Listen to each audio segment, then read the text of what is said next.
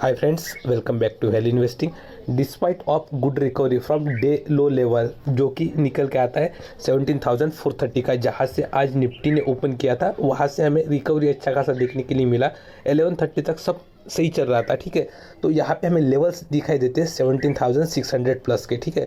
तो मार्केट ने यहाँ तक रिकवर कर लिया। बाद में मार्केट का सेंटिमेंट्स निगेटिव हो जाता है और ये मार्केट नीचे जाता हुआ दिखाई देता है। तो इसके पीछे एक रीज़न है जो कि आने वाले टाइम पे जो ग्लोबल मार्केट्स है एज वेल एज जो चाइनीज़ मार्केट है, दोनों को भी काफ़ी अच्छी तरीके से इम्पैक्ट कर सकता है। तो वो न्यूज़ क्या है, किस वजह से ऐसे हुआ है, उसके ऊपर हम लोग अभी थोड़ा सा डिस्कशन करते हैं।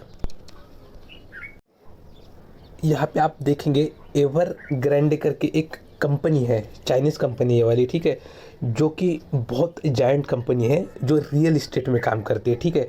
चाइना के लिए ये मार्केट है अपना, मतलब रिटेल वाला जो मार्केट होता है, जो अपार्टमेंट हो गया, कमर्शियल प्रॉपर्टीज़ हो गया, उसको बनाने का काम इस कंपनी का था। इसका वाला जो एवरग्रैंडे कंपनी है ना, इसका वाला turnover almost 2% of Chinese GDP है, ठीक है। कितना? 2%। तो चाइना की जीडीपी आपको पता होगी इंडिया से ऑलमोस्ट 3-4 टाइम्स बड़ी आती है। तो 2% काफ़ी ज़्यादा अमाउंट हो जाता है। तो कंपनी के ऊपर, ये एवरग्रैंडे जो कंपनी है उसके ऊपर काफ़ी ज़्यादा डेट है, ठीक है। और उस डेट की वजह से ये कंपनी अभी रिपेमेंट नहीं कर पा रही है। तो एक चांसेस ऐसे लग रहे हैं कि आने वाले टाइम पे हो सकता है कि ये कंपनी बैंकरप्सी में चली जाए। अगर ये बैंकरप्सी में चली जाती है तो जो भी कंस्ट्रक्शन रिलेटेड कंपनीज़ है उनके ऊपर काफ़ी ज़्यादा जो ये प्रेशर है वो बनेगा।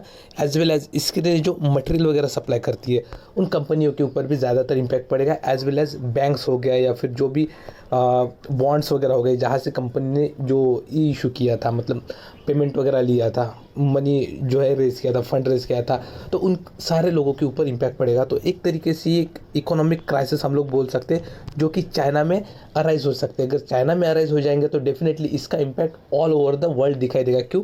क्योंकि चाइनीज़ जो जीडीपी है, ये चाइनीज़ जो सिस्टम है वो नंबर 2 पे आता है आफ्टर यूएसए। तो डेफिनेटली उसमें अगर कुछ प्लस माइनस होता है तो सेम इम्पैक्ट हमें ग्लोबल सिनेरियो में भी होता हुआ दिखाई देता है।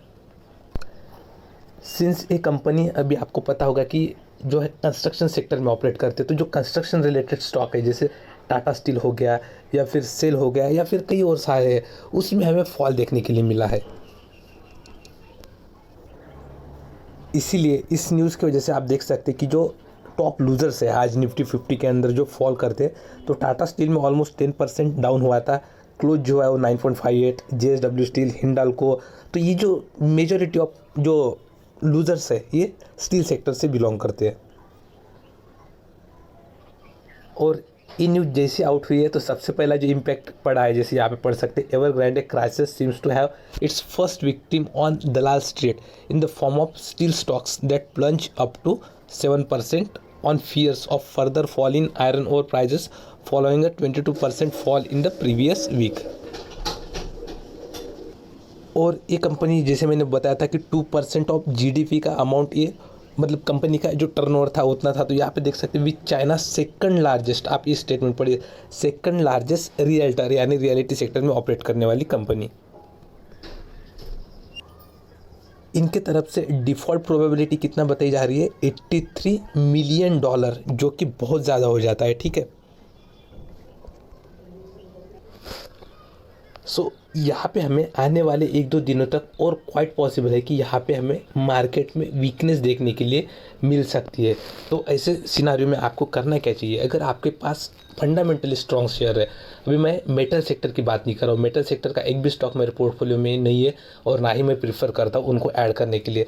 तो ऐसा अगर कोई आपके सेक्टर में स्टॉक है तो डेफिनेटली आपको उसको मेरे अकॉर्डिंगली थोड़ा बहुत वोलेटाइल रहेगा आने वाले टाइम पे भी। तो अगर आप अच्छे खासे प्रॉफिट में, तो आप चाहे तो बुक कर सकते हैं। बाकी स्टॉक को आपको कुछ भी नहीं करना है। जो लॉन्ग टर्म वाले पोजीशन वाले वो कंटिन्यू करिए। ये 200-300 पॉइंट के, इससे 400 पॉइंट के फॉल से कुछ नहीं होता है। अगर नीचे भी चले जाता है मार्केट तो आपने डेफिनेटली एवरेज आउट करना चाहिए।